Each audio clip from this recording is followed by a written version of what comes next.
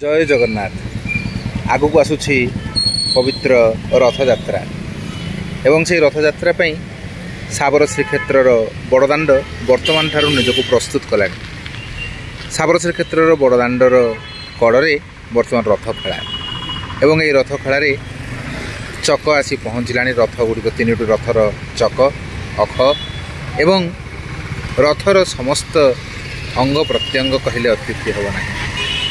सबकिछि एकाकार हो जाइछन्ति से दिव्य अभिव्यक्तिर निजकू सामिल करने।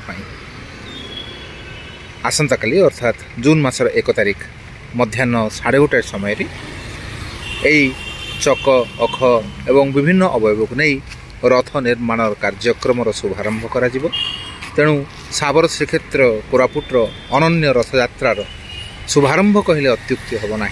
कारण रथ भी जगन्नाथ, पथ भी जगन्नाथ एवं समस्त किछि एठारे जगन्नाथ पलटि जाती।